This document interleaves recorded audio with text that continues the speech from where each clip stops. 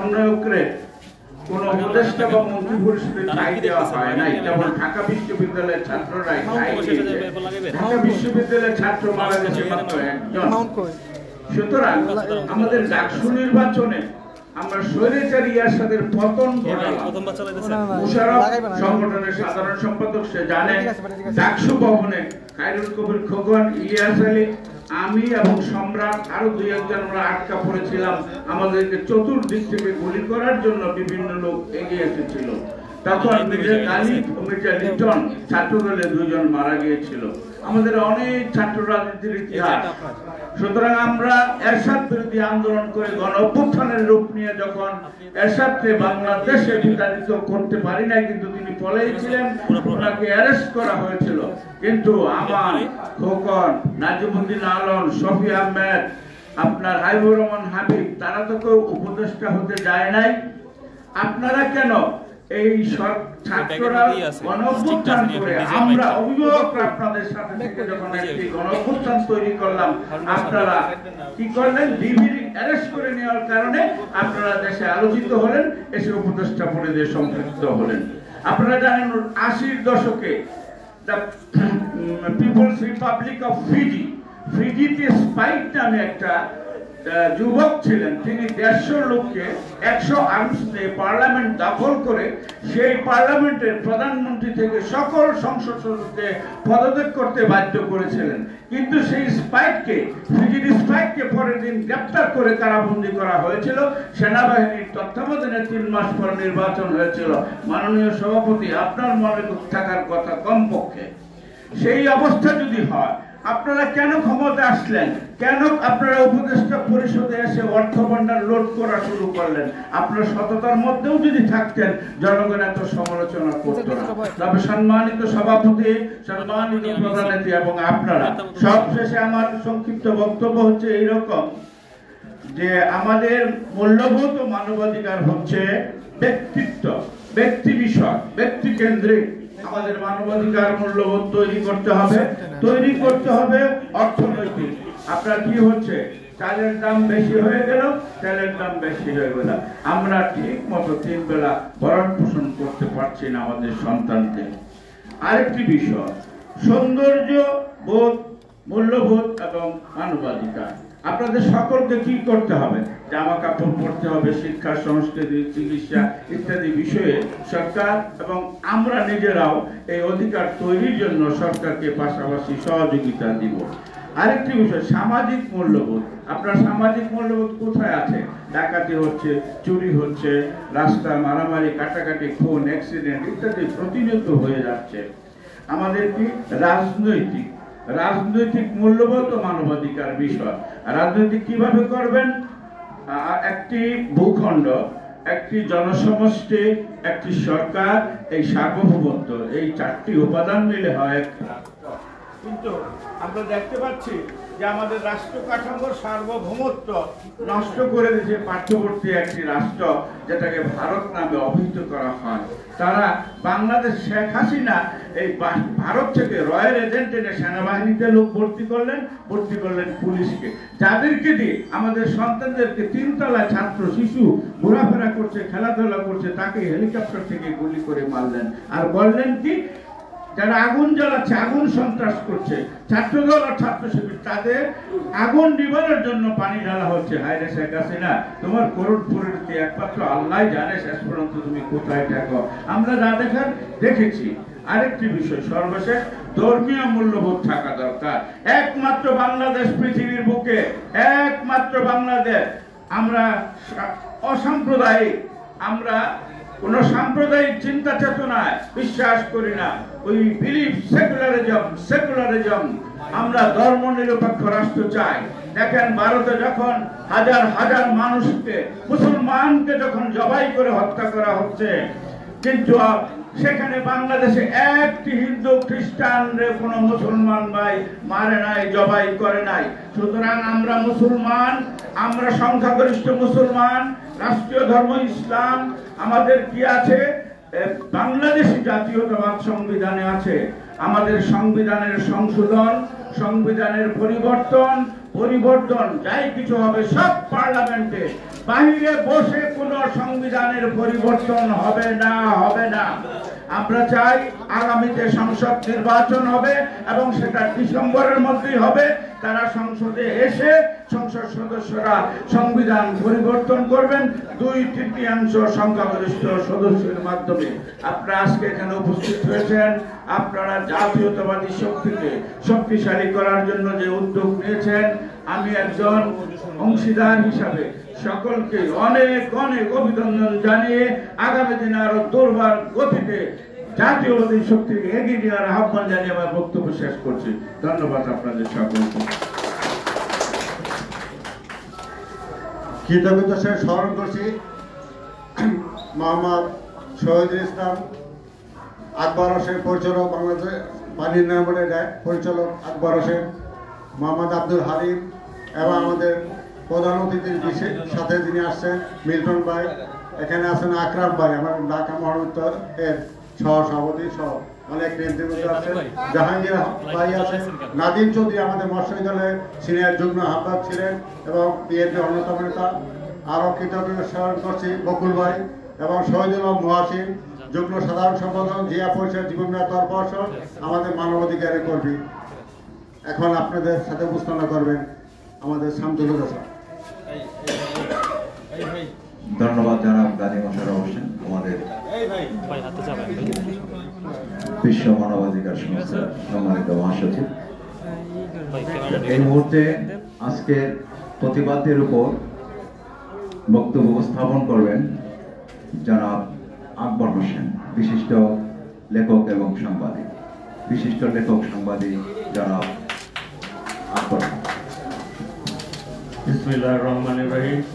আজকের অনুষ্ঠানের সম্মানিত সভাপতি সাবেক ভিসি ডক্টর আব্দুল লতিফ মাসুম, প্রধান অতিথি বিএনপির একজন জ্ঞানী গুণী ব্যক্তিত্ব ডক্টর মঈন খান এবং অন্যান্য অতিথিবৃন্দ, আসসালামু আলাইকুম। এখানে অনেক গুরুত্বপূর্ণ বক্তা আছেন, তারা বক্তব্য রাখবেন। তা আমি একটি কথাই বলতে চাই যে আকবর সিরাজি ভাইয়ের বক্তব্যের রেস ধরেই 1990 সালে যে গণ আন্দোলন হয়েছিল, ছাত্র জনতার আন্দোলন হয়েছিল, সেখানে বাংলাদেশের সবাই কিন্তু আমান খোকন এদের চিনত। এরা কিন্তু ওই মন্ত্রিসভায় স্থান পাওয়ার জন্য উঠে পড়ে লাগেনি। আজকে আমরা দেখলাম যে এদেশের ইতিহাসে অত্যন্ত শিশুসুলভ আচরণ করা হলো সেই দিন, যেদিন উপদেষ্টা পরিষদে 2 জন ছাত্র প্রতিনিধিকে অন্তর্ভুক্ত করা হলো। আজকে আমরা বলতে চাই 35 বছর আগে বিচারপতি শাহাবুদ্দিন আহমেদ যে নজির স্থাপন করে গেছেন, আজও তাকে মানুষ স্মরণ করে এবং 1000 বছর পরেও তাকে মানুষ স্মরণ করবে। তিনি একটি বিতর্ক তৈরি হতে দেন নাই। আজকে আপনারা বিচারপতি শাহাবুদ্দিন হওয়ার চেষ্টা করেন, তাহলে আপনাদের নামও ইতিহাসে স্বর্ণাক্ষরে লেখা থাকবে। সেটা হলো কি, বাংলাদেশের মানুষ উৎসব মুখর, উৎসব চায় তারা, এবং এই গণতন্ত্রের সবচেয়ে বড় উৎসব হলো নির্বাচন। নির্বাচনের মাধ্যমে মানুষ ভোট দিতে চায়। 17 বছরে দেশের মানুষ প্রাণ খুলে ভোট দিতে পারেনি, উৎসব করতে পারে নাই। আসেন আপনারা একটি সুষ্ঠু গণতান্ত্রিক পরিবেশে নির্বাচন দিন, সেই নির্বাচনের জনগণ যাকে নির্বাচিত করবে আমরা সবাই তাকে মেনে নিই। কিন্তু আপনারা সেই পথে যাচ্ছেন না। নির্বাচনের কথা বললেই গায়ে ফসকা পড়ে যায়। কেন? কারণ কি? নির্বাচন শুনলে আপনাদের ভয়, হাত পা কাঁপাকাঁপি শুরু হয়। কেন? আপনারা সংস্কার চান, আমরাও সংস্কার চাই, সংস্কার করুন, কিন্তু তার তো একটা রোডম্যাপ থাকতে হবে, নির্দিষ্ট সময়সীমা থাকতে হবে যে আমরা 2 বছরের মধ্যে সংস্কার সম্পন্ন করব, আমরা 2 বছরের মধ্যে নির্বাচন সম্পন্ন করব। কিন্তু তা না করে আপনারা কিয়ামত পর্যন্ত সংস্কার চালাতে থাকবেন, আর কিয়ামত পর্যন্ত একটা অনির্বাচিত সরকার ক্ষমতায় থাকবে, এটা হতে পারে না। তাই গণতন্ত্রের পূর্ব শর্ত হচ্ছে নির্বাচন। আপনারা নির্বাচন দিন, গণতন্ত্র প্রতিষ্ঠা করুন, তাহলে মানবাধিকারের যে বিভিন্ন দিকগুলি আছে, যেমন অন্ন, বস্ত্র, বাসস্থান, চিকিৎসা, এগুলো আস্তে আস্তে সমাধান হবে। বাংলাদেশের মধ্যে একটি গরিব দেশে হঠাৎ করে সবকিছু সমাধান হবে না। রাস্তায় যতই মিটিং মিছিল করেন না কেন, এগুলো দিয়ে দেশের সব সমস্যার সমাধান হবে না। এই দেশের সমস্যার সমাধান কিছুটা করার জন্য দরকার একটি নির্বাচিত সরকার। আমাদের বাংলাদেশের সবচেয়ে বড় সমস্যা হচ্ছে বেকারত্ব। এই বেকারত্ব দূর করার জন্য প্রয়োজন বিনিয়োগ, সেই বিনিয়োগের জন্য প্রয়োজন একটি নির্বাচিত সরকার। কিন্তু আপনারা নির্বাচন দিচ্ছেন না, দেশে কোনো বিনিয়োগ আসছে না, দিন দিন বেকারের সংখ্যা বাড়ছে, হতাশা বাড়তেছে, দেশের রাজপথ অস্থিতিশীল হয়ে পড়ছে। তাই সবার প্রতি অনুরোধ, আপনারা নির্বাচনের দাবিতে আরো সোচ্চার হন। আজকের অনুষ্ঠানে আমাকে বক্তব্য দেওয়ার জন্য মানবাধিকার কমিশনের সভাপতি ডক্টর আব্দুল লতিফ মাসুমকে কৃতজ্ঞতা জানিয়ে আমি আমার বক্তব্য শেষ করছি। আসসালামু আলাইকুম।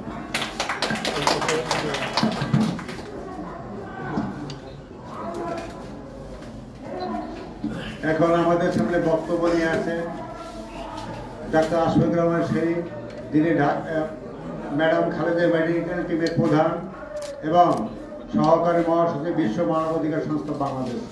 শুভেচ্ছা বক্তব্য রাখবেন। বিসমিল্লাহির রহমানির রহিম। বিশ্ব মানবাধিকার সংস্থা বাংলাদেশের উদ্যোগে আয়োজিত আজকের এই আলোচনা সভার সভাপতি, উপস্থিত প্রধান অতিথি এবং বিশেষ অতিথিবৃন্দ এবং সামনে উপস্থিত সুধীবৃন্দ, সবাইকে সালাম, আসসালামু আলাইকুম। বাংলাদেশে বর্তমানে এক অস্থিতিশীল অবস্থা বিরাজ করছে। একটা ঘোলা পরিবেশ তৈরি করে এই বাংলাদেশের স্বাধীনতা ও সার্বভৌমত্বকে বিকিয়ে দেওয়ার জন্য একটা দুষ্টু চক্র কাজ করছে। আমরা আজকের এই আলোচনা সভায় বিশেষ অতিথির কাছে আমরা আহ্বান জানাবো, আমাদের এই দেশের স্বাধীনতা ও সার্বভৌমত্বকে অক্ষুণ্ণ রাখার জন্য বাংলাদেশ জাতীয়তাবাদী দল, সেই সঙ্গে বাংলাদেশের ইসলামিক মূল্যবোধ বিশ্বের যেসব দল আছে তাদেরকে সমন্বয় করে আপনারা একটা কর্মসূচি আনবেন। আমরা সবাই মিলে এদেশের স্বাধীনতা ও সার্বভৌমত্বকে অক্ষুণ্ণ রাখার জন্য একসাথে সামনে লড়ব এবং এদেশের গণতন্ত্র প্রতিষ্ঠিত করব, মানুষের অধিকার প্রতিষ্ঠিত করব। সবাইকে ধন্যবাদ। আসসালামু আলাইকুম।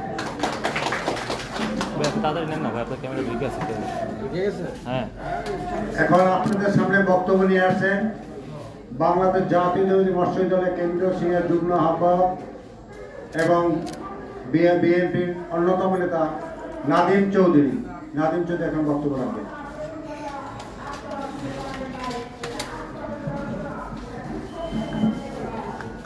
বিসমিল্লাহির রহমানির রহিম। গণতন্ত্র মানবাধিকার প্রতিষ্ঠায় জাতীয় সংসদ নির্বাচন শীর্ষক আলোচনা সভার সম্মানিত সভাপতি, আমাদের শ্রদ্ধাভাজন শিক্ষক, বিশ্ব মানবাধিকার সংস্থা বাংলাদেশের মাননীয় চেয়ারম্যান অধ্যাপক ডক্টর আব্দুল লতিফ মাসুম, উপস্থিত আছেন বিশ্ব বরেণ্য শিক্ষাবিদ, আমাদের গৌরব, সাবেক মন্ত্রী, এমপি, বিএনপি জাতীয় স্থায়ী কমিটি। এখন আমাদের সামনে উপস্থিত হয়েছে গণফোরাম অন্যতম নেতা, প্রেসিডিয়াম সদস্য অ্যাডভোকেট সুব্রত চৌধুরীকে আসন গ্রহণ করার জন্য অনুরোধ করছি। জনাব সুব্রত চৌধুরী, বীর চট্টলার কৃতি সন্তান, তাকে তার আসন গ্রহণ করার জন্য সবিনয় অনুরোধ জানাচ্ছি। সুপ্রিয় সুধী,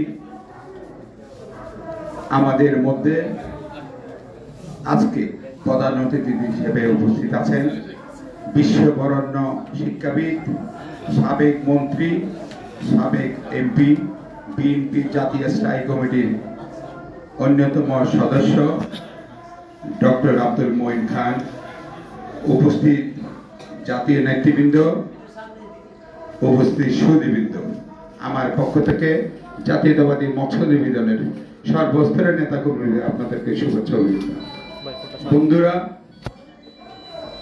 আপনারা জানেন আমি নিজেও 90-এর আন্দোলনে, তখন আমি রায়গঞ্জের ছাত্র, ওই আন্দোলনে আমি 2বার কারাবরণ করেছি এবং বহু মামলা, বহু নির্যাতন সহ করেছি। তারপরে 90-এর গণ অভ্যুত্থানের পর দেশে একটি, তখন কিন্তু বিপ্লবী সরকার ছিল না, একটা গণ অভ্যুত্থানের পর একটি সরকার প্রতিষ্ঠিত হয়। তারপর যারা নেতৃত্ব দেয়, আমানুল্লাহ আমান, খায়রুল কবির ফুকন সহ যারা, তারা জাতীয় বীর, আমরা এখনই বলি তাদেরকে জাতীয় বিশেষ হিসেবে ঘোষণা করি, সবসময় বলি, সবাই বলে এরা জাতীয় বীর।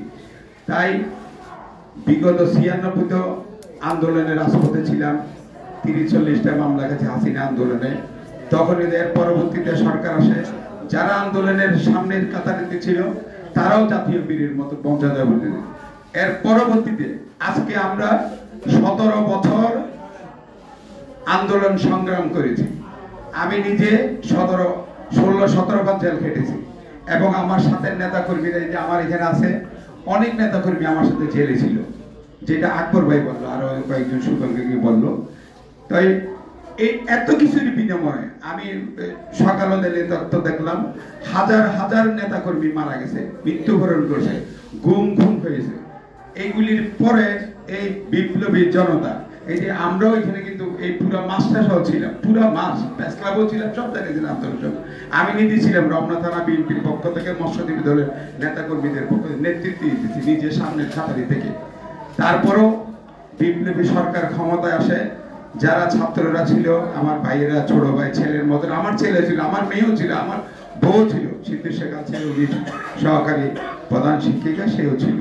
তো এত কিছুর পরে আমি মনে করি এই ছাত্রদেরকে নেওয়াটা মন্ত্রী বসে এটা একটা ভুল সিদ্ধান্ত। তারা তাদের বেড়াকে ছাত্র বিশ্ববিদ্যালয়ে কলেজে ফিরে যেত, দেশে 100 হোক 500 হোক তালিকা করে তাদেরকে আমরা জাতীয় মর্যাদায় বসে করতে, বাংলাদেশের মানুষ সারা জীবন তাদেরকে সম্মান করে রাখতে। আজকে তাদেরকে এই মন্ত্রী পরিষদে নিয়ে ছোট ছোট ছেলে মেয়েদের, অনভিজ্ঞ এই বাচ্চাগুলিকে এখন আমাদের এই সুন্দর দেশবরণ্য শিক্ষাবিদ, সারা বিশ্বের প্রখ্যাত শিক্ষাবিদ, ওনার মতন লোক আমরা তো জানি। আমার বাড়ি চিটাগাং, আমি জানি ওনার সারা জীবনের, আমরা চিটাগাংয়ের ওনারা নিয়ে গর্ব করি, সারা বিশ্ব ওনারা নিয়ে গর্ব করি। একদিন একটু ইয়াতে দেখলাম উনি $2 লক্ষ বক্তব্য রাখে, এই টাকা দেয় ওনার মানি, বক্তব্য রাখবে, শুনবে, $2 লক্ষ।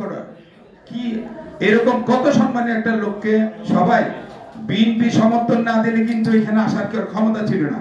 এটা বিএনপির সমর্থনে এটা হয়েছে, এখানে কিন্তু কোনো ওই বাচ্চা টাচ্চা কেউ সমর্থন হয় নাই। তাই আমি মনে করবো বিএনপির শুভাকাঙ্ক্ষী সহ যারা আছেন আপনারা, বিএনপির নেতা কর্মী, আমরা সকলে কিন্তু ইউনূস সাহেবের স্যারের পাশে থাকতে হবে, এই দেশকে বাঁচাইতে হবে।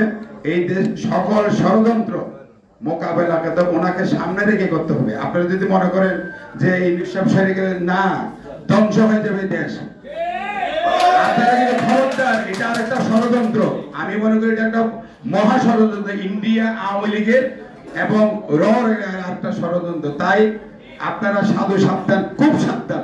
এই মুহূর্তে উনি যে কয়টা দিন আছে, আমরা সবাই ওনার পাশে ঐক্যবদ্ধভাবে ইস্পাত কঠিন সুদৃঢ় ঐক্য নিয়ে ওনার পাশে থাকবো, নাইলে আপনি আমি সকলে কিন্তু দেশ সভা শেষ হয়ে যাবে।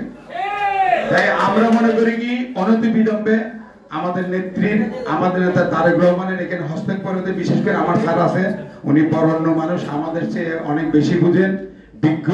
তাই আমি স্যারকে অনুরোধ করব, মাসুম ভাই দীর্ঘ আন্দোলন সংগ্রামে ছিল, আমার চিটাগাংয়ের আরেক কৃতি সন্তান, উনি দীর্ঘদিন আন্দোলন সংগ্রামে ছিল, বীর চট্টলার কৃতি সন্তান সুব্রত চৌধুরী, সকলের নিকট বিনীত অনুরোধ করব, দেশ আরেকটা ষড়যন্ত্রের দিকে যেন না যায়। আপনারা যে যার যেখানে আছে, এবং কেউ যেন ডক্টর ইউনূস স্যারের বিপক্ষে কেউ লেখালেখি না করেন, বিপক্ষ অবস্থানে আমরা সবাই ওনার পিছে আছি, উনি দেশটাকে একটা নিয়ে যান। কিন্তু স্যারেরও ডক্টর ইউনূস সাহেবের একটা রোড ম্যাপ ঘোষণা করা উচিত। আপনি যদি ডিসেম্বরে দেন, ডিসেম্বরে জরি দিলে তাহলে মার্চে তফসিল ঘোষণা করবে। এর আগে এটা কাছাকাছি, আমাদের সাথে আপনাদের দূরত্ব বেশি দূর নাই, আমাদের কিন্তু অনেক ত্যাগের আমি নিজে 5.5 বছর জেল কাটছি, অনেক ত্যাগের। আপনি আমাদের বিএনপি নেতা কর্মীদের রক্তের উপর দিয়া, ওই ছেলেরা তো ঠিকই আছে ছাত্ররা, কিন্তু আমাদের ত্যাগ সবচেয়ে বেশি। এই স্যারের বুড়া মানুষ, উনি কত কষ্ট করছে দেখছেন, কত দিন রাত, এখানে এমন কেউ নেই কষ্ট করে। তাই আমরা মনে করবো যদি ডিসেম্বরে নির্বাচন, যদি ওনারা যদি মার্চে তফসিল ঘোষণা দেয়, বেশি দিন নেই, আমরা কোনো হানাহানি দ্বিধাদ্বন্দ্ব নাই, ওনাকে সাথে রেখে আমরা এই দেশটাকে, এই যে ভারতীয় আগ্রাসন বা যারা যে আওয়ামী লীগের দোষর, এই যে দাবেদার, ওরা কিন্তু বসে আছে আমাদের মধ্যে লেগে দিতেছে, মানে ওই বাচ্চাদের সাথে আমাদেরকে লাগাই দিচ্ছে। কিন্তু এটা সাবধান, আমাদের এখন সবাই এক থাকতে হবে। এই প্রত্যাশা রেখে ডক্টর ইউনূস স্যারের সাথে পাশে আমরা সবাই থেকে নির্বাচনের মাধ্যমে দেশনেত্রী বেগম খালেদা জিয়া, তারেক রহমানকে বাংলার দেশের ক্ষমতায় প্রধানমন্ত্রী আসনে বসাবো এই প্রত্যয় এবং আশা পোষণ করে আমি আমার বক্তব্য শেষ করছি। ধন্যবাদ সকলকে। আসসালামু আলাইকুম। কৃতজ্ঞতার সাথে স্মরণ করছি আমাদের সেই আন্দোলন সংগ্রামের সমন্বয়ক, কালের কণ্ঠের সাংবাদিক মাইনুল হক মাহি, যাকে আমরা বক্তব্য দেওয়ার সুযোগ পাইনি। আরও এখানে আছে লুকমান হোসেন হাওলাদার, আব্দুল হালিম সহ যাদের বক্তব্য দেওয়ার সুযোগ দেয়, এবং মিলন হাওলাদার। এখন আজকের প্রতিবাদের উপর বক্তব্য রাখবেন বিশ্ব মানবাধিকার সংস্থার মহাসচিব জনাব গাজী মোশাররফ হোসেন। বক্তব্য রাখছেন জনাব গাজী মোশাররফ হোসেন। বিসমিল্লাহির রহমানির রহিম। গণতন্ত্র মানবাধিকার প্রতিষ্ঠায় ত্রয়োদশ জাতীয় সংসদ নির্বাচনের শীর্ষ আলোচনা সভা আজকে যে সভাপতি করছেন বিশ্ব মানবাধিকার সংস্থার সম্মানিত চেয়ারম্যান, সাবেক vice chancellor doctor Abdul Latif Masum sir. এখানে উপস্থিত আছেন আমাদের সম্মানিত অতিথিবৃন্দের মধ্যে সাবেক বিবি বজরং বিশ্ববিদ্যালয় কলেজ ছাত্র সংসদ এবং আমাদের মানবাধিকার সংস্থার ভাইস চেয়ারম্যান, পরিচালক বাংলাদেশ এডুকেশন সোসাইটি, সম্মানিত অতিথি ইমাম জাফর শিকদার। এখানে উপস্থিত আছেন আমাদের ভারতীয় উপমহাদেশ নয়, বাংলাদেশ পাকিস্তান নয়, যিনি বাংলাদেশের গর্ব এবং পন্নী ফ্যামিলির অন্যতম সদস্য রূপায়দা পন্নীর সাধারণ সম্পাদক, দেশের পত্র। এখানে উপস্থিত আছেন আমাদের বাংলাদেশের আইনজীবীদের উজ্জ্বল নক্ষত্র, যিনি আন্দোলন সংগ্রামে অন্যতম, বেগম খালেদা জিয়ার সর্বাত্মক সহায়তা করেছেন, গণফোরামের presidium member advocate Subrata Chowdhury. এখানে উপস্থিত আছেন আমাদের বাংলাদেশের গণপ্রজাতন্ত্রী বাংলাদেশ সরকারের সাবেক মন্ত্রিপরিষদ সচিব, সদস্য, চেয়ারম্যান হুসনাপন কাউন্সিল বিএনপি জনাব এস.এম. আব্দুল হালিম স্যার। এখানে উপস্থিত আছেন আমাদের আজকে যার দমনীতে শহীদের রক্ত প্রবাহিত হয় এবং পাকিস্তান সিভিল সার্ভিসের সাবেক খাদ্য সচিব শহীদ রাষ্ট্রপতি জিয়াউর রহমানের অন্যতম মন্ত্রিপরিষদ সদস্য আব্দুল মোমিন খানের সুযোগ্য সন্তান, গণপ্রজাতন্ত্রী বাংলাদেশ সরকারের সাবেক মন্ত্রী, সদস্য, জাতীয় স্থায়ী কমিটি বিএনপির ডক্টর আব্দুল মঈন খান স্যার। এখানে উপস্থিত আছেন মিডিয়া, বিভিন্ন প্রিন্ট মিডিয়া এবং মানবাধিকার সংস্থার নেতৃবৃন্দ। আসসালামু আলাইকুম। মানবাধিকার আর গণতন্ত্রের মধ্যে পার্থক্য নেই। মানুষের অধিকার নিয়ে কথা বলাই এবং মানুষের বাক স্বাধীনতা প্রকাশ করা এবং ভোটারদের প্রয়োগ করা, এটাই আমাদের মানবাধিকার কাজ। আপনারা জানেন সদ্য বিজয় সরকারের প্রায় 60,000 লোকের মতো হত্যা করেছে। তার ভিতরে আপনারা জানেন বাংলাদেশ জাতীয় দল বিএনপির হাজার হাজার নেতৃবৃন্দকে হত্যা করা হয়েছে। আপনারা জানেন আমাদের সেই 57 জন সেনাবাহিনী অফিসারকে, যারা দেশপ্রেমিক, যারা ভারতের আগ্রাসনে এবং শেখ হাসিনার নেতৃত্বে বা নির্দেশে আজকে 57 জন অফিসারকে হত্যা করছে। আপনারা জানেন একটা বিশেষ ট্রাইব্যুনাল করে সালাউদ্দিন কাদের চৌধুরী, মাওলানা মতিউর নিজামী, মাওলানা দেলোয়ার হোসেন সাঈদী এবং মীর কাসেম আলী সহ কামরুজ্জামান কাদের মোল্লা সহ অনেক নেতৃবৃন্দকে হত্যা করেছে। এরা যুদ্ধ অপরাধের ট্রাইব্যুনাল প্রশাসন তৈরি করেছে। আমরা এবং জুলাই থেকে আগস্ট পর্যন্ত এবং ইউএন সিকিউরিটি কাউন্সিলের রিপোর্ট 1400 উপরের লোককে হত্যা করেছে, প্রায় 20,000 ঊর্ধ্বের লোককে পঙ্গুত্ব বরণ করতে হচ্ছে। আজকে এই মানবাধিকারের অনুষ্ঠান থেকে আমরা শেখ হাসিনার বিচার দাবি করছি।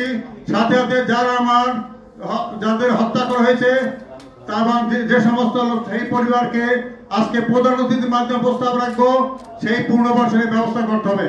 পুনর্বাসন ব্যবস্থা করতে হবে। আহত যোদ্ধা যারা এই স্বৈরশাসককে হটিয়েছে, ছাত্র জনতা শ্রমিক কৃষক আমার ভাইদেরকে আশা করি বিশ্বাস করি আগামী সংসদ নির্বাচন হবে এবং সেই 2025 সালের মধ্যে আমরা দাবি করছি এই মানবাধিকার প্রতিষ্ঠান থেকে প্রধান অতিথির কাছে আমাদের রিকোয়েস্ট থাকবে এবং সেই প্রত্যেকটা পরিবারকে আগামীতে বিএনপি বাংলাদেশ জাতীয় দল বিএনপি নেতৃত্বে জাতীয় সরকার গঠন করা হবে এবং পুনর্বাসনে আমরা প্রত্যেক যারা হত্যা হয়েছে পরিবারকে তাদেরকে পুনর্বাসনের ব্যবস্থা করতে হবে। আপনারা জানেন যে আমাদের ডক্টর মোহাম্মদ ইউনূস স্যার আমাদের দেশের গর্ব না, আন্তর্জাতিক গর্ব। আমরা জানি ডক্টর ইউনূস স্যারের নেতৃত্ব এবং বেগম খালেদার নেতৃত্বে বাংলাদেশ জাতীয় দল এবং তার সমন্বয় সকল দলকে আগামী ন্যাশনাল গভর্নমেন্টের মাধ্যমে ইউনূস স্যারকে বাংলাদেশের হয় রাষ্ট্রপতি না হয় আপনি আয়াতুল্লাহ খামেনি বাংলাদেশের সর্বোচ্চ নেতা তৈরি করতে হবে, রাখতে হবে। বাংলাদেশের প্রয়োজনে, বাংলাদেশের স্বাধীনতা সর্বোচ্চ রক্ষার প্রয়োজনে ইউনূস স্যারকে আমাদের প্রয়োজন। আমি আশা করি বিশ্বাস করি আজকে যে প্রধান অতিথি ডক্টর আব্দুল মঈন খান স্যার অবশ্যই বিএনপির মধ্যে এই প্রস্তাব বিবেচনা করবেন। এই বলে আমার বক্তব্য শেষ করে খোলা হবে। বাংলাদেশ জিন্দাবাদ। আসসালামু আলাইকুম। ধন্যবাদ সংগ্রামী নেতা জনাব মানবাধিকার কর্মী জনাব গাজী মোশাররফ হোসেন। এখন বক্তব্য রাখছেন এক সময়ের বরিশালের ছাত্র নেতৃত্ব, যার নেতৃত্বে বরিশাল প্রকম্পিত হতো, বিএম কলেজের সংগ্রামী ভিপি, সাবেক ভিপি, বর্তমান বাংলাদেশ প্রেসক্রিপশন সোসাইটির পরিচালক জনাব জাফর ইমাম শিকদার। বিসমিল্লাহির রহমানির রহিম। আজকের এই আয়োজনের মাননীয় সভাপতি, ব্যাস বরেণ্য শিক্ষাবিদ শ্রদ্ধেয় আব্দুল লতিফ মাসুদ, আমাদের আজকের এই আয়োজনের মাননীয় প্রধান অতিথি, বাংলাদেশের রাজনীতিতে যিনি খুবই পরিচ্ছন্ন এবং বিচক্ষণ ব্যক্তিত্ব এবং গণমানুষের কাছে পরীক্ষিত নেতা হিসাবে প্রতিষ্ঠিত এবং পরিচিত, আমাদের শ্রদ্ধেয়, সকলের শ্রদ্ধেয় ডক্টর আব্দুল মঈন খান মহোদয়, আমাদের আলোচক মঞ্চে উপবিষ্ট রয়েছেন গণফোরামের মাননীয় প্রেসিডিয়ামের সদস্য, বাংলাদেশ আইনজীবী মহলে যিনি ইদানিংকালে অত্যন্ত প্রশংসিত, আলোচিত এবং সাহসী ব্যক্তিত্ব হিসাবে মানুষের কাছে স্বীকৃত বলে আমি মনে করি, জনাব সুব্রত চৌধুরী। আমাদের মঞ্চ উপবিষ্ট সম্মানিত আলোচক মণ্ডলী, সকলের নাম বলছি না, সময় কম। অবশ্যই সুধী মণ্ডলী, আপনারা যেনারা এসেছেন এবং সর্বোপরি আমাদের সংবাদকর্মে যেনারা দায়িত্বে নিয়োজিত আছেন এবং সব সময় যারা আমাদেরকে সহযোগিতা করে আসছেন, সকলকে আসসালামু আলাইকুম। স্বাধীনতার 53 বছর পরে আজকে যে বিষয়টি নিয়ে আজকে আমরা এখানে আলোচনা করছি, এটা হচ্ছে গণতন্ত্র এবং মানবাধিকার। তো এই শব্দ দুটি আমাকে খানিকটা বিচলিত করে ফেলে যে স্বাধীনতার 53 বছর পরে আমাকে গণতন্ত্রের জন্য কথা বলতে হবে, মানবাধিকারের জন্য কথা বলতে হবে কেন? কারণ দুইটি শব্দই তো একে অপরের পরিপূরক। এটা আমাদের জাতির দুর্ভাগ্য। একথা বলতে হয়তো আমাদের আজকে লজ্জিত হওয়ার কোনো কারণ নাই যে বিভিন্ন সময় বিভিন্ন শাসক, বিশেষ করে বিগত 16 বছরে যে চক্র, যে গোষ্ঠী, যে দল, যে শাসক গোষ্ঠী আমাদের এই দেশটিকে শাসন করেছে, তারা আমাদের সকল প্রকার মৌলিক অধিকার হরণ করেছিলেন, গণতান্ত্রিক অধিকার হরণ করেছিলেন, জন্মগত অধিকার হরণ করেছিলেন, দেশের সকল প্রতিষ্ঠান সমূহকে বিচার বিভাগ সমূহ ধ্বংস করেছিলেন, যার ফলশ্রুতিতে আজকে আমাদের এই আলোচনা করতে হচ্ছে, যার ফলশ্রুতিতে জুলাই আগস্ট বিপ্লবের আবির্ভাব হয়েছিল, অপরিহার্য হয়ে পড়েছিল এবং আমাদের বাংলা মায়ের দামাল সন্তানেরা, ছাত্র জনতা তাদের বুকের তাজা রক্ত ঢেলে দিয়ে আবার প্রমাণ করেছে এই স্বাধীন বাংলাদেশে গণতন্ত্র অপরিহার্য মানুষের মৌলিক অধিকার অপরিহার্য, মানবাধিকার অপরিহার্য।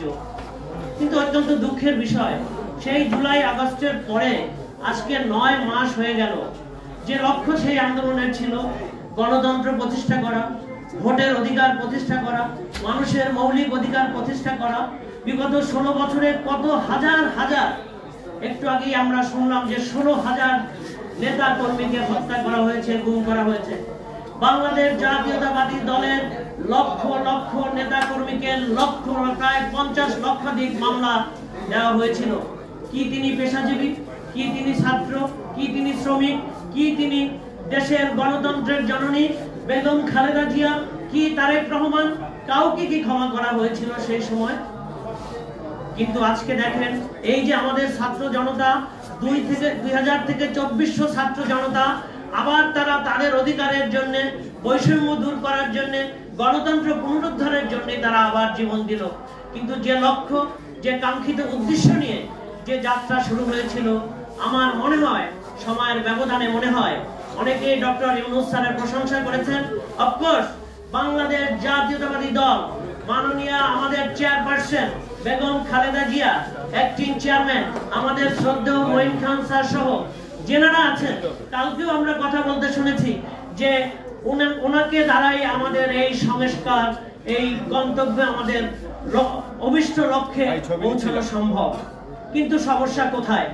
আজকে সময় এসেছে যে আজকে সেই কাঙ্ক্ষিত লক্ষ্য, যেখানে মানুষের ভোটের অধিকার অত্যন্ত জোরালো দাবি, অপরিহার্য ছিল, যার জন্য মানুষ জীবন দিয়েছে, রক্ত দিয়েছে, সেই দাবিকে উপেক্ষা করে আজকে দীর্ঘায়িত করার এক ধরনের চেষ্টা মানুষের কাছে খুবই পরিষ্কারভাবে দৃশ্যমান।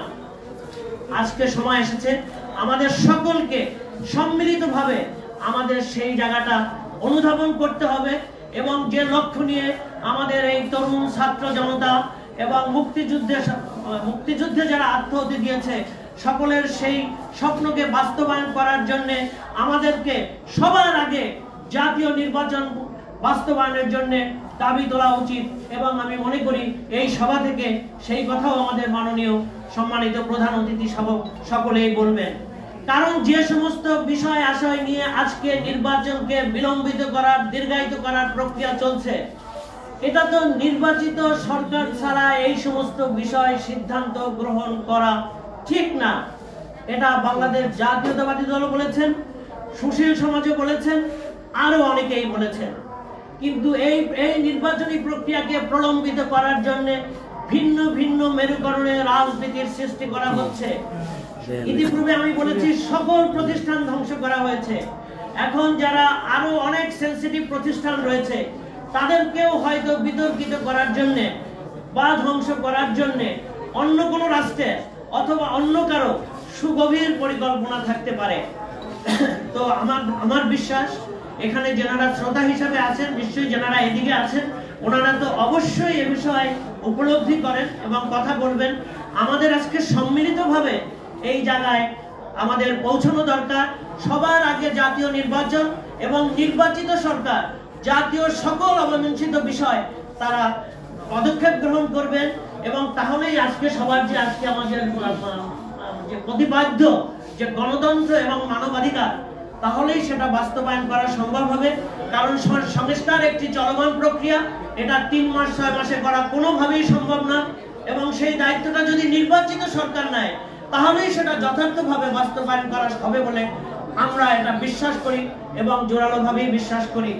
বিজ্ঞ আলোচক মণ্ডলী রয়েছেন, আমি আমার কথা দীর্ঘায়িত না করে আপনাদের সকলকে শুভকামনা জানিয়ে মাননীয় প্রধান অতিথি সহ সকলকে তাদের সহৃদয় উপস্থিতির জন্য কৃতজ্ঞতা জ্ঞাপন করে আমার কথা শেষ করছি। আল্লাহ হাফেজ। বাংলাদেশ জিন্দাবাদ। আসসালামু আলাইকুম। ধন্যবাদ জনাব জাফর ইমাম শিকদার ভাইকে। এখন বক্তব্য নিয়ে আসছেন নারী গণজাগরণের অন্যতম পথিকৃৎ, দৈনিক দেশের পত্রের সম্পাদক জনাব রুফায়দা পন্নী। বক্তব্য রাখছেন জনাব Rufayda Panni.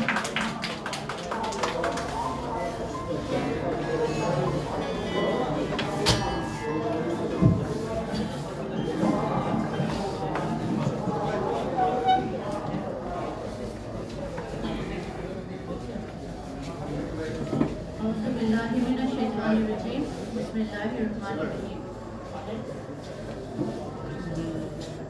World Human Rights Organisation আয়োজিত আজকের এই সুন্দর আলোচনা সভায় উপস্থিত আমাদের মাননীয় প্রধান অতিথি,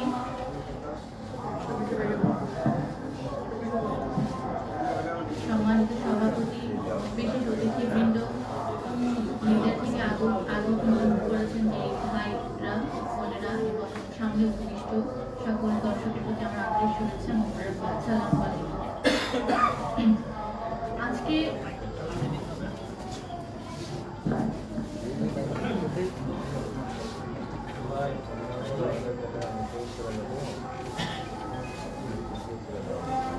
এখানে উপস্থিত আছেন দেশের প্রখ্যাত জনপ্রিয় রাজনৈতিক ব্যক্তিবর্গ এবং গণ্যমান্য সুধীজন। আজকের আলোচনার বিষয় হচ্ছে মানবাধিকার রক্ষায় নির্বাচন প্রসঙ্গে। আমি শুধু প্রথমে এটাই বলতে চাই যে স্বাধীনতার পর থেকে আমরা দেখেছি অনেকগুলো নির্বাচন আমাদের দেশে হয়েছে। এই নির্বাচনগুলো যদিও গণতন্ত্রের চাহিদা মেটানোর জন্য আমরা নির্বাচনগুলো করে থাকি এবং এসব নির্বাচনে আমাদের দেশের গণতন্ত্রের মানদণ্ড নির্ধারণ করা হয়, কিন্তু প্রশ্ন থেকে যায় যে এই নির্বাচন আমরা করে থাকি একটা গণতান্ত্রিক সরকারের মাধ্যমে, আমরা মানবাধিকার লঙ্ঘন যেন না হয়, সুরক্ষিত হয় সেই লক্ষ্যকে নিয়ে। কিন্তু আসলে কি মানবাধিকার আমাদের সুরক্ষিত হয়েছে, থেকেছিল? এই প্রসঙ্গে যাওয়ার আগে আমি বলতে চাবো যে মানবাধিকার প্রসঙ্গে বলার আগে আমি আমার পরিবারের ব্যাপারে দুটি কথা বলতে চাই। আপনারা হয়তো অনেকেই জেনে থাকতে পারেন যে টাঙ্গাইলের ঐতিহ্যবাহী পান্নি জমিদার পরিবারের কথা। আমি সেই পরিবারেরই একজন সদস্য এবং বাংলার শিক্ষা বিস্তার, জনকল্যাণমূলক কাজ এবং বিভিন্ন অঙ্গনে এই পরিবারের অসামান্য ভূমিকা ছিল এবং অবদানও ছিল।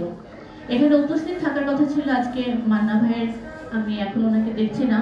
মান্না ভাইয়ের একটা লেখায় আমি পড়েছিলাম, তিনি একটি লেখা লিখেছিলেন যে নির্বাচনের সময় তিনি আওয়ামী লীগের সাধারণ সম্পাদকের নির্বাচন এবং সেই নির্বাচনে তিনি বলেছিলেন যে খুররম খান পান্নির কথা তিনি উল্লেখ করেছিলেন। সেই নির্বাচনে খুররম খান পান্নির যে জনপ্রিয়তা সেই ব্যাপারে তিনি তুলে ধরেছিলেন এবং অনেকেই হয়তো জেনে থাকতে পারেন যে রাজনৈতিক অঙ্গনে, বিশেষ করে আপনার পাকিস্তান আমলে, বাংলাদেশের পাকিস্তান আমলে পান্নি পরিবার কিন্তু রাজনৈতিক অঙ্গনে অনেক ব্যাপকভাবে পরিচিত ছিল এবং অতপ্রতভাবে জড়িত ছিল, সবসময় তারা রিলেটেড ছিলেন। তো আমরা আজকে এখানে উপস্থিত হয়েছি যাই হোক মানবাধিকার নিয়ে কথা বলার জন্য। মানব অধিকার অর্থই হচ্ছে মানুষের অধিকার, মানবিক অধিকার। মানবাধিকার হচ্ছে মানুষের একটা জন্মগত সৃষ্টিগত একটা অধিকার, যেই অধিকার নিয়ে আমরা সকলে এই পৃথিবীর বুকে আবির্ভূত হই এবং এই মানবাধিকারের অনন্য দৃষ্টান্ত আমরা দেখতে পারি পবিত্র কোরআনে, যেখানে আল্লাহ পবিত্র কোরআনে মানুষের অধিকার সম্পর্কে তিনি একটা সনদ দিয়েছেন। বর্তমানে আমরা দেখতে পাচ্ছি জাতিসংঘ সহ বিভিন্ন আন্তর্জাতিক যে হিউম্যান রাইটস অ্যাসোসিয়েশনস গুলো আছে তারা মানবাধিকারের বিভিন্ন সনদ দিয়ে থাকে, কিন্তু আজ পর্যন্ত আমরা দেখছি না যে মানবাধিকার কোথাও সুরক্ষিত হয়েছে, কোনো জায়গায় আমরা দেখতে পাচ্ছি না। তাহলে এই কথাগুলোর অর্থ কোথায় থাকে? আমি আজকে দায়িত্বহীন কণ্ঠে বলতে চাই যে মানবাধিকার যদি লঙ্ঘন হয়ে থাকে সেটা সবচেয়ে বড় উদাহরণ হচ্ছে ফিলিস্তিন। ফিলিস্তিনে যে বর্বরচিত ঘটনা ঘটছে, যেখানে পাখির মতন ছোট ছোট বাচ্চাগুলোকে, একেবারে নিষ্পাপ শিশুদেরকে গুলি করে হত্যা করা হচ্ছে, মানুষকে বম মেরে মাইলকে মাইল তাদের দেহকে আসমানে উড়িয়ে দেওয়া হচ্ছে, সেখানে আমরা মানবাধিকারের গুলি ছুঁড়ে কি লাভ? আমাদের দেশে একটা কথা আছে যে গোয়ালে খাতায় আছে, গোয়ালে নেই। আজকে সেই অবস্থায় হয়েছে। জাতিসংঘের যে যতগুলো সনদ আছে সবগুলো খালি আমাদের কথাই আছে, কিন্তু আমরা কোথাও সেটাকে প্র্যাকটিস করতে দেখছি না। রিসেন্টলি সৌদি আরবে যে প্রেসিডেন্ট ডোনাল্ড ট্রাম্পের যে ভিজিটটা আমরা দেখতে পেলাম, সেখানে আমরা দেখতে পেরেছি যে $100 কোটি অস্ত্র চুক্তি হয়েছে। সেখানে প্রেসিডেন্ট ডোনাল্ড ট্রাম্পকে লক্ষ লক্ষ কোটি কোটি ডলারের প্রেজেন্স দেওয়া হয়েছে, উপহার দেওয়া হয়েছে। কিন্তু প্যালেস্টাইনে যেভাবে মানবাধিকার লঙ্ঘন হচ্ছে, প্যালেস্টাইনে যেভাবে পুরো দেশটাকে মাটির সাথে ঘুরিয়ে দেওয়া হচ্ছে, নারীদেরকে বিধবা করা হচ্ছে, সবাইকে হত্যাযজ্ঞ চালানো হচ্ছে যাদের উপরে, সেখানে সেই বিষয় নিয়ে একটা কথাও সেখানে উঠলো না, একটা কথাও সেখানে উঠলো না। তাহলে মানবাধিকার কোথায় থাকলো? কি অর্থ এসব সংঘের, কি অর্থ এসব সংস্থার, যে যারা মানুষকে একটা মিথ্যা প্রচারণা, মিথ্যা একটা অ্যাসেসমেন্ট দিয়ে, একটা মিথ্যা একটা আশ্বাস দিয়ে তারা মানবাধিকারের কথা বলে, কিন্তু তারা এই কথায় তারা থাকতে পারে না। বিশেষ করে মুসলমান দেশগুলোতে যেভাবে হত্যাযজ্ঞ চালানো হচ্ছে, সেখানে আমরা দেখছি মানবাধিকার পুরো দমে লঙ্ঘিত হচ্ছে। আমাদের কথা হচ্ছে যে আজকে কথা হচ্ছে যে সরকার যদি আসে, তাহলে নতুন সরকার আসে, আমাদের মানবাধিকার লঙ্ঘিত হবে না, সুরক্ষিত হবে। আমি বলতে চাই যে এই যে প্যালেস্টাইনের যে বিষয়টা, আমি আবার একটু জায়গায় ফিরে যাচ্ছি। ডোনাল্ড ট্রাম্পের ভিজিটের সময় একটা কথা তো হলোই না, সেখানে আরব লীগকে আমরা দেখলাম নিশ্চুপ, সেখানে আমরা ওআইসি কে দেখলাম নিশ্চুপ, সেখানে আমরা জাতিসংঘকেও কোনো কথা বলতে দেখলাম না। এখানে এটা কি, এই নীরবতার কারণটা কি? কেন তারা এরকম একদম একটা দর্শকের ভূমিকা তারা পালন করছে? এটা একটা প্রশ্ন করার মতন সময় এসেছে। কারণ আমরা দেখতে পাচ্ছি যে জাতিসংঘ যে দেশগুলো প্রতিষ্ঠা করেছে, সেই পররাষ্ট্র শক্তিগুলো, সেই সুপার পাওয়ার্সরাই আজকে মানবাধিকার লঙ্ঘন করার জন্য তারা লিড দিয়ে যাচ্ছে, তারা লিড দিচ্ছে মানবাধিকার লঙ্ঘনে। আমরা বাংলাদেশের কনটেক্সটে বলতে যদি চাই, 16 বছর আমরা দেখেছি যে মানবাধিকার লঙ্ঘিত হয়েছে। আজকে আমার প্রাক্তন কয়েকজন বক্তা বলে গেছেন কিভাবে তাদের রাইটস গুলো ভায়োলেটেড হয়েছে, কিভাবে তাদেরকে জেলে রাখা হয়েছে, সবকিছু আমরা শুনেছি। আমি বলতে চাই যে আপনারা হিজবুত তৌহিদ আন্দোলনের নাম নিশ্চয়ই শুনেছেন। এই হিজবুত তৌহিদ আন্দোলন প্রতিষ্ঠা করেছিলেন আমার শ্রদ্ধেয় মরহুম পিতা জনাব মোহাম্মদ বায়েজিদ খান পানি। এই আন্দোলন গত 30 বছর ধরে বাংলাদেশের মানুষের কাছে একটা আদর্শ প্রস্তাব করে যাচ্ছে। আমাদের প্রস্তাব ছিল যে আমরা যদি সবাই একত্রিত হয়ে, ঐক্যবদ্ধ হয়ে একটা জাতিসত্তা তৈরি করতে পারি, আমরা যদি আল্লাহর হুকুম মেনে নিতে পারি, তাহলে আমরা ইনশাআল্লাহ এই দেশকে এগিয়ে নিয়ে যেতে পারবো। আমাদের এই মেসেজটাকে মানুষের কাছে ভুলভাবে উপস্থাপন করা হয়েছে এবং আমাদের উপরে 500-র বেশি মামলা করা হয়েছে। আমার বাবা when he was 73, ওই সময় ওনাকে অ্যারেস্ট করা হয়েছে, অন্য একটা ঘটনার সাথে রিলেট করে ওনাকে অ্যারেস্ট করা হয়েছে।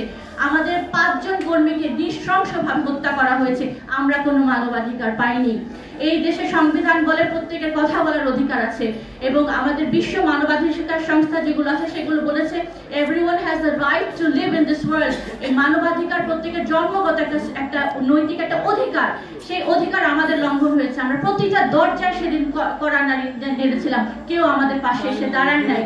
তো আজকে আমরা ভাবছি যে আমাদের এই ঘটনা যেগুলো ঘটছে, যে মানবাধিকার লঙ্ঘন হচ্ছে, সেখানে আমরা যদি একটা সুষ্ঠু নির্বাচন করি, আমাদের মানবাধিকার আবার ফিরে আসবে, আমরা সুরক্ষিত করতে পারবো, প্রতিষ্ঠিত করতে পারবো। কিন্তু আমাদের কথা হচ্ছে আমরা একটা অরাজনৈতিক আন্দোলন, আমরা যেখানে একটা আইন ভঙ্গ করি নাই, আমাদের উপর যে এইভাবে মানবাধিকার লঙ্ঘন করা হলো, আমাদের 5 জন সদস্যকে কুপিয়ে হত্যা করা হলো, নৃশংসভাবে জবাই করা হলো এবং তাদের মধ্যে একজন যিনি জবাই হয়েছেন, যিনি জীবন দিয়েছেন, প্রাণ দিয়েছেন, তার বোন এখানে আমার সাথে উপস্থিত আছে। আমরা কোনো মানবাধিকার পাই নাই, আমাদের পাশে এসে কেউ দাঁড়ায় নাই। কাজে আমরা যদি ভাবি যে আমাদের একটা গণতান্ত্রিক ওয়েতে, একটা ডেমোক্রেটিক ওয়েতে একটা ইলেকশন হলে আমরা একটা সরকার পাবো এবং সেই সরকারের মাধ্যমে আমরা একটা মানবাধিকার, আমাদের হিউম্যান রাইটস গুলো আবার আমরা পাবো ফিরে, এটার নিশ্চয়তা কোথায়? এটার নিশ্চয়তাটা কোথায়? আমি আজকে আপনাদের সবার কাছে প্রশ্ন রাখতে চাই, কারণ আমরা অতীতেও দেখেছি এটা কখনোই আমাদের কাছে হয় নাই। তো আমাদের কথা হচ্ছে যে এই সিস্টেমটাকে আমাদের চেঞ্জ করতে হবে। এই যে আমরা বারবার একটা নির্বাচনের মাধ্যমে একটা চাচ্ছি একটা পরিবর্তন হবে এবং সেই পরিবর্তন আমাদের ভালোর জন্য হবে, কিন্তু সেটা কিন্তু আমরা এখনো দেখতে পারি নাই। আমাদের কথাই হচ্ছে যে আমরা এই সিস্টেমটাকে চেঞ্জ করব। এই সিস্টেমটাকে যদি আমরা চেঞ্জ করতে পারি, তাহলে ইনশাআল্লাহ আমরা আপনাদেরকে একেবারে we can vouch on that আমাদের কাছে যে প্রপোজাল আছে, that can change the situation of this country, that can preserve the human rights of each and every person living in this country। তো যে কথা আমি বলছিলাম যে আল্লাহ কোরআনে বলেছেন যে জাতিসত্তার ব্যাপারে, আল্লাহর যে বাণী, আল্লাহর মানবাধিকারের যে বাণী আল্লাহ কোরআনে বলেছেন সূরা নিসার প্রথম আয়াতে, হে মানুষ আমি তোমাদেরকে সৃষ্টি করেছি এক পিতা এবং এক মাতা থেকে এবং তার কাছ থেকে তোমরা সমস্ত সন্তান। তো তার অর্থাৎ আমরা সবাই কিন্তু ভাই বোন, আমরা প্রত্যেকে কিন্তু এক আদম হাওয়ার সন্তান এবং কেউ তাকে বিশ্বাস করে এলি হিসাবে, কেউ তাকে গড বলে, কেউ ঈশ্বর বলে, আমরা বলি আল্লাহ। তো আমরা যে আল্লাহকে বিশ্বাস করি, আমরা যে আখিরাতে বিশ্বাস করি, আমরা সেই ব্যক্তির সেই স্রষ্টার উপর যদি বিশ্বাস রাখি, তাহলে আমাদের এই বিশ্বাসও রাখতে হবে যে তিনি যে বিধান, তিনি যে রুল দিয়েছেন, তিনি যে কমান্ডমেন্টস দিয়েছেন, তিনি যে আমাদের গাইডলাইন দিয়েছেন, সেই গাইডলাইন অনুসারে যদি আমরা আমাদের জীবনটাকে এখানে এস্টাবলিশ করতে পারি, সেই রুলসগুলো যদি আমরা এস্টাবলিশ করতে পারি, তাহলে এখানে সবার মানবাধিকার সুরক্ষিত হবে, রিস্টাবলিশ হবে। কেননা কারণ আল্লাহ সমস্ত জাতি স্রষ্টা, সমস্ত জাতি বর্ণের ঊর্ধ্বে, তিনি হচ্ছেন স্রষ্টা, তিনি হচ্ছেন নিখুঁত, তিনি এমন কোন জীবন বিধান দিতে পারে না যেটা বৈষম্য সৃষ্টি করে। এখানে একেবারে বৈষম্যহীন একটা জীবন বিধান কিন্তু আল্লাহর কাছ থেকে দেয়া আছে। তো আমাদের প্রস্তাবনা হচ্ছে যে আমাদের সেই বিধানে আমাদের ফিরে যেতে হবে।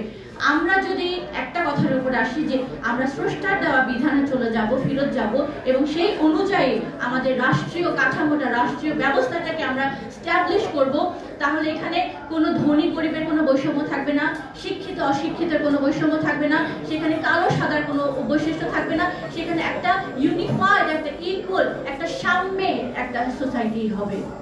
এবং এখন আমরা যেটা দেখতে পাচ্ছি যে আমরা এই ডেমোক্রেটিক ওয়ে বা ইলেকশন করে ক্ষমতায় যাওয়ার যে আমাদের সিস্টেমটা, এটা আমরা কোথা থেকে পেলাম? আমাদের কিন্তু গোড়াতে ফিরে যেতে হবে, আমাদের ইতিহাস কিন্তু ভোলা যাবে না। এই সিস্টেমটা কিন্তু আমাদের ব্রিটিশরা শিখিয়ে দিয়ে গেছে। 250 বছর যখন আমরা তাদের অধীনে ছিলাম, তারা কি কখনো ইলেকশন করেছে? তারা করে নাই। তারা আমাদের উপর শাসন করেছে, কারণ তারা জানতো তারা যদি ইলেকশন করে কোনোদিন তারা ভোট পাবে না। যখন তাদের চলে যাওয়ার সময় হলো, তখন তারা এই রাজনীতির নামে এই ইলেকশন সিস্টেম, নির্বাচনী সিস্টেমটা তারা করে দিয়ে গেল এবং করে দিয়ে একজনকে অপরের প্রতিদ্বন্দ্বী বানিয়ে দিয়ে গেল। যেখানে আল্লাহ কোরআনে বলেছেন তোমরা ভাই, তোমরা এক জাতি, তোমরা এক আদম হওয়ার সন্তান, তোমরা একটা পরিবার, সেই পরিবারে তারা ডিভাইড এন্ড রুল করে তারা নির্বাচনী সিস্টেমটা করে দিয়ে চলে গেল। আজকে আমার ভাই হয়ে গেল আমার শত্রু, আমার বাবা হয়ে গেল, আমি হয়ে গেলাম আমার বাবার শত্রু। ব্যাপারটা তো তাই হয়েছে। তো এইখানে আমাদের এই যে সিস্টেমটাকে যদি আমরা চেঞ্জ করতে না পারি, তাহলে আমাদের কখনোই শান্তি, আমাদের সাম্য, আমাদের নিরাপত্তা আমরা কিছুই ফিরে পেতে পারবো না। যেখানে নাকি আল্লাহ কোরআনে বলেছেন যে আমাদের একজন লিডার কিভাবে ইলেক্টেড হবে। আপনারা হয়তো অনেকে জানেন যে নামাজ পড়ার সময় যে ইমাম থাকেন, সে ইমামের কিন্তু একটা জনসম্মতি লাগে। সবাই মিলে যখন তাকে বলবে যে আমি তার পিছনে নামাজ পড়বো, তখন তার সে ইমামতি করতে পারবে। কিন্তু কেউ যদি নিজে বলে আমি ইমামতি করবো, তার পিছনে কিন্তু নামাজ পড়া যাবে না। এটা হচ্ছে আমাদের ধর্মের একটা কথা, সেটা ধর্মের নীতি, এটা রীতি। আজকে কিন্তু সেটার মধ্যে আমরা নাই।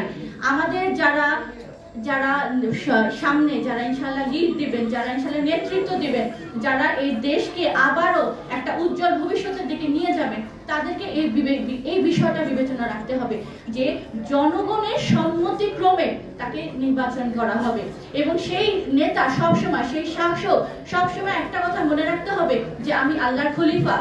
আল্লাহ মানুষকে সৃষ্টি করেছেন তার খলিফা হিসাবে, আল্লাহর প্রতিনিধি হিসাবে। সে প্রতিনিধিত্ব করাই হচ্ছে তার কাজ এবং জনগণের উপরে কিন্তু সে হুকুম চালাবে, শোষণ করবে সেটা না। প্রত্যেকের সুবিধা অসুবিধা দেখে, প্রত্যেকের নিরাপত্তার ব্যবস্থা দেখে, প্রত্যেকের মানবাধিকার যেন লঙ্ঘিত না হয়, এটা দেখে তারা নেতার জায়গায় ইনশাআল্লাহ যেন অবস্থান করেন। কিন্তু আমরা বলছি, তো আমাদের যে কথাটা হচ্ছে তো আমাদের এই সিস্টেমটাকে থেকে বের হয়ে এসে আমাদের যদি একটা জাতিসত্তা ক্রিয়েট করতে হবে, এখন সেই জাতিসত্তাটা ক্রিয়েট করার জন্য আমাদের একটা বেসিস লাগবে, একটা ফাউন্ডেশন লাগবে, একটা প্ল্যাটফর্ম লাগবে। আজকে আমরা তো বিভিন্নভাবে বিভক্ত, আমরা রাজনৈতিকভাবে বিভক্ত, আমরা আইডিওলজিক্যালি বিভক্ত, আমরা মতে ডিফারেন্ট মতে আমরা বিভক্ত। সেই সমস্ত বিভক্তিকে পাশে ঠেলে আমাদের একটা কথার উপরে জাতিসত্তা তৈরি করতে হবে, সেটা হচ্ছে যে আল্লাহর হুকুম দিয়ে যদি আমরা জীবন পরিচালিত করি, ইনশাআল্লাহ আমাদের এই সমাজকে আমরা সুরক্ষিত করতে পারবো। বাংলাদেশ নিয়ে যে এত টেনশন, আমরা জানি যে জিওপলিটিক্যালি আমাদের বাংলাদেশের যে অবস্থান, আজকে এই বাংলাদেশ একটা ষড়যন্ত্রের মুখে পড়েছে এবং এই কথা প্রত্যেকের মুখে মুখে আমরা দেখতে পাচ্ছি, শুনতে পাচ্ছি। তো এই একদিকে চায়না, একদিকে আমেরিকা, একদিকে ইন্ডিয়া, তিনটা দেশের যে একটা ষড়যন্ত্র চলছে বাংলাদেশকে নিয়ে, খুব যদি আমরা এখনো সমস্ত বিভেদ ভুলে যদি ইউনাইটেড হতে না পারি, এই বাংলাদেশকে আপনারা কোনোভাবে রক্ষা করতে পারবেন না, কোনোভাবে না। আমি আপনাদেরকে একেবারে চ্যালেঞ্জ দিয়ে বলতে পারি, যদি আমরা সবাই ইউনাইটেড হই, সেটা অনলি দেন আমরা এই বাংলাদেশকে রক্ষা করতে পারবো। তো আমাদের রাষ্ট্র সংস্কারের যে কথা আসছে, আমাকে একটু রাষ্ট্র সংস্কারের বইটা দিবেন। তো এই সংস্কারের ব্যাপারে আমরা কিন্তু অলরেডি একটা প্রস্তাবনা দিয়েছি, বিভিন্ন মহল থেকে কথা আসছে। আমরা ইন্টারিম গভর্নমেন্টের কাছে আমাদের এই প্রস্তাবনা দিয়েছি যে আল্লাহর এই তৌহিদ ভিত্তিক যদি আমরা একটা রাষ্ট্র গঠন করতে পারি, যে সব এই তৌহিদের ভিত্তিটাই হচ্ছে sovereignty, none to be obeyed other than Allah. আল্লাহর হুকুম দিয়ে, আল্লাহর বিধান দিয়ে আমরা জীবন পরিচালিত করব, এবং সেটা রূপরেখাটা আধুনিক রাষ্ট্র ব্যবস্থায় সেটা কিভাবে অ্যাপ্লাইড হতে পারে। এখন আমি কোরআনের যদি কথা বলি, হয়তো অনেকে বলতে পারে কোরআন তো অনেক একটা সলিড ব্যাপার, এটা ভারী ব্যাপার, তো সেখানে আমরা কিভাবে এটাকে অ্যাপ্লাই করব, সেই অ্যাপ্লিকেশনের থিওরিটা আমরা এখানে দিয়েছি। আমি কনফিডেন্টলি বলতে পারি যে আমি খুবই সাধারণ, খুবই আপনাদের থেকে বয়সে, আপনাদের থেকে প্রজ্ঞায়, আপনাদের থেকে নলেজের দিক থেকে, সব দিক থেকে আমি আপনাদের থেকে অনেক ছোট যারা এখানে উপবিষ্ট আছেন, কিন্তু আমি এটা আজকে আপনাদেরকে চ্যালেঞ্জ দিয়ে বলতে পারি, যদি আমরা এই তৌহিদ ভিত্তিক জীবন ব্যবস্থাটা প্রতিষ্ঠা করতে পারি, বাংলাদেশকে নিয়ে চিন্তা করা তো দূরের কথা, বাংলাদেশ ইনশাআল্লাহ একটা সুপার পাওয়ারে পরিণত হবে এবং খুবই শীঘ্রই হবে সেটা।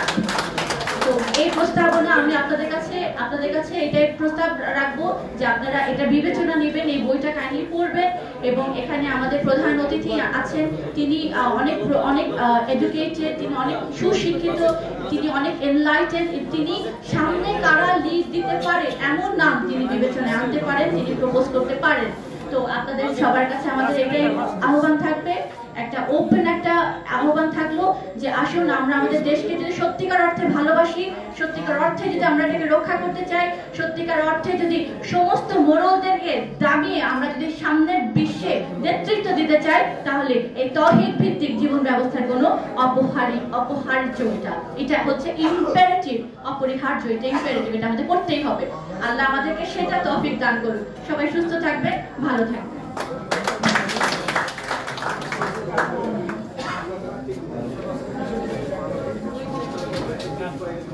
ধন্যবাদ জনাব রুফাইদা পন্নী। উনি মনে হয় মাননীয় প্রধান অতিথিকে ওনার পক্ষ থেকে বই উপহার দিতে যাচ্ছেন। এখন বক্তব্য নিয়ে আসছেন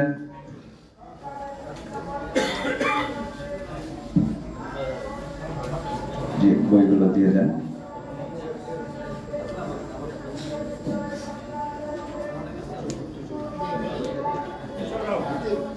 এখন আমাদের মাঝে বক্তব্য নিয়ে আসছেন গণফোরামের প্রেসিডিয়াম মেম্বার,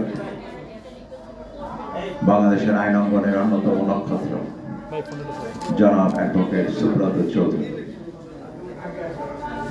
এখন বক্তব্য নিয়ে আসছেন জনাব সুব্রত চৌধুরী।